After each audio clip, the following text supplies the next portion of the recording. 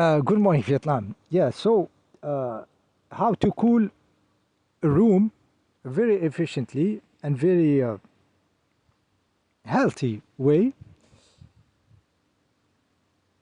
But the problem is reality resists this one very, very much. Very, very much, guys. You're gonna start to do this simple stuff. I told you here, some shit's gonna start to happen. Okay? People will start to laugh out of nowhere, you know. They will start to try to, sabotage you or something. Really, guys, it's reality resists using real science, real technology efficient when it comes to the gremlins, okay, to this humanity. Why reality resists? Because this species of gremlins is not supposed to thrive. Okay, it's not supposed to thrive. It will destroy everything. It doesn't give a shit about the other animal species, about the cows in the farms and everything. The chicken getting grinded because they don't need them, so they throw them in the machine. Those little yellow stuff in the egg industry, and they just grind them, destroy them, and nobody gives a shit. So reality in the big equilibrium of the big electron resists gremlins using any stuff that makes sense. Okay, it's crazy effect. I understood it through the years. It was not easy, guys. I said, what's the fucking problem? Why is everything resisting any free energy, any vortex technology? It's too crazy. Okay, it's too crazy. I pulled the Rasputin card, like it doesn't make sense. Reality breakdown. It's too crazy when you try to do something as simple as I'm going to tell you now. Okay, how to cool a room. Okay, don't try it, guys. You will have problems. Okay, just for the information, guys. So to cool a room, you have to have a fan. A fan, powerful enough, like those ones supposed to blow on your face, but you're not going to use it to blow the hot air on your face, just in this stupid way. What you're going to use it for, you're going to use it the other way. That means to suck the air out of the room. Okay, push it outside. So you have to position this fan on one of the windows or an exit, a hole in the wall. This fan, powerful enough, it has to be powerful compared to the room, the size of the room and everything. You're gonna understand why it has to be well sized compared to the dimension of the room. Okay, so this fan that's supposed to blow in your face, now it blows air to the outside. So you put it in one of the windows and you isolate the room, like you want no entrance of air at all. Okay, and you want this fan to be high enough. Okay, high enough, at least the standing of human being, because because the hot air has a tendency to go up, as you know, because you are very smart, and you want to take the air out of the room from a high point, the highest you can. Okay, at least your height when you stand. Okay, because there will be a pocket of hot air in the room, standing in the top of the room. So I said you put your fan in one of the window and you seal around it. It has to be sealed. Okay, the air has to have no place where to enter from, just one place, or a place which has this specific thing to it, is that it is forced, the air is forced to enter there, so it accelerates. Okay, and this could be very much a closed door. Closed door? Look, I'm speaking and the wind is starting just to make me not being able to tell you the information. Okay, I just started and the wind here is telling me, don't tell to the gremlins. Those gremlins have to suffocate in heat, pay large bills in air conditioning, compressing the fluid from this and that, and high bills of electricity. They have to suffer. Okay, look, very much wind, you can hear it. Okay, I'm going to try to continue. I'm going to try to shelter the microphone with my hat. Okay, I think, yeah. Okay, so I said you put this fan on one of the window or an exit, at least the height of human being. You don't want this trapped hot air to stay in the room. You know, if you put the fan too low, it's going to be just not exiting the hot air on the top. So this fan will create a negative pressure in the room. Negative pressure in the room. You will notice it. Okay, if you have some, if you seal around the fan with some, you know, some curtain or plastic or something. Once you you turn on the fan, this stuff will be sucked toward the room because the fan is creating a negative pressure in the room. Okay, and then the air has to enter from another place. Okay, usually what I noticed very easy is a closed door. All this space around the door and this space in the bottom of the door is enough for the air to enter, and it will be entering at high speed. Okay, so the air is sucked through this door. Okay, and this is where the magic happens. The temperature will drop of this air that is being accelerated through a narrow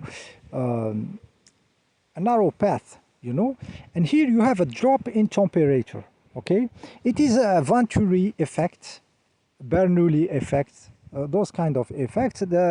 Just by this acceleration, then the lowering of the pressure and those stuffs, the temperature drops. So the air will be fresh entering your room.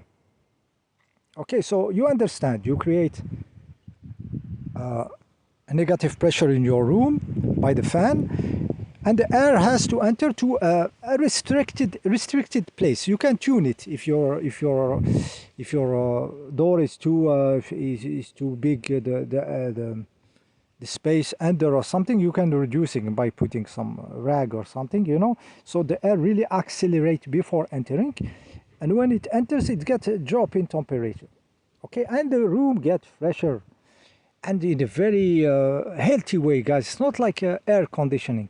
Air conditioning, you have the same air getting, you know, colder and colder, but it's the same air. You are not changing the air. This is, in my case, in this Tartaria technology, guys, which you will have a lot of problem to implement, even if it's very simple.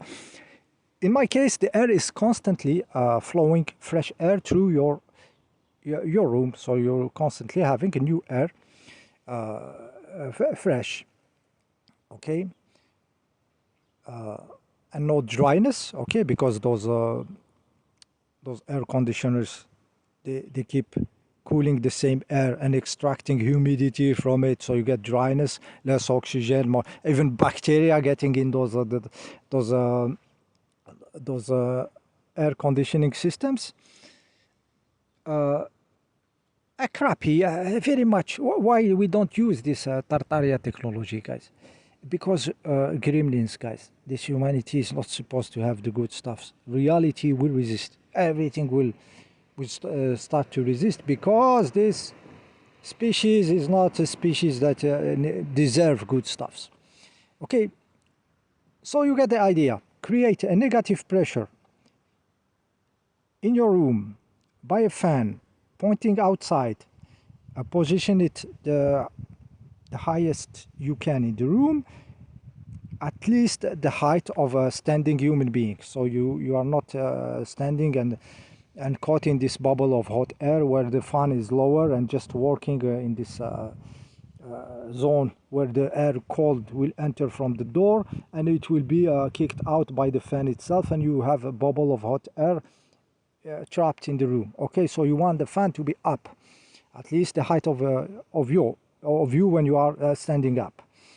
Okay, and this negative pressure will suck the air through a narrow entering, which in our case will be just a closed door.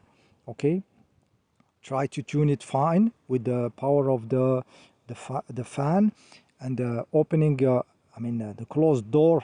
Those spaces that will allow the air to enter, accelerated and dropping in temperature because of physical stuffs, principles, Venturi, Bernoulli, and all this stuff, and you know, like laws of thermodynamics. Okay, so somehow an energy, the energy that is consumed by this fan is dropping the air of dropping the temperature of the air because of the depression, getting less pressure in the room. Okay, so the air that is outside is put into a lower pressure inside the room, so you get dropping in temperature, constant change, dropping, cooling of the air, constant changing of your air, getting always fresh air. It's beautiful, and I tried it. It's crazy, and I cannot tell you how much reality resists this. It doesn't make sense. Reality breakdown, like Matt says, or I pulled the Rasputin card to explain this one. Okay, so this was the effect. Many stuffs, guys. Technologies like this, even passive. Here we are using a fan for moving the air, but passive, you know, like houses that are exposed to the sun, like one wall is very exposed to the sun, they will put another wall parallel to it with the air moving between those two walls, and you have a constant flow. In this case, you isolate the wall from the sun with the second wall, and when you keep air flowing between them, it even acts as a cooling effect. So the heat now is used to make the air flow from the bottom. If you put openings in this wall, the secondary wall that is covering the house, this air trapped between the two walls has to circulate, so it enters cold from under and goes up. And if you engineer it well, it will act as a cooling effect, passive, just by the heat itself, moving the gases and keeping the house cool. Guys, reality resists this kind of architecture. I am not an architect.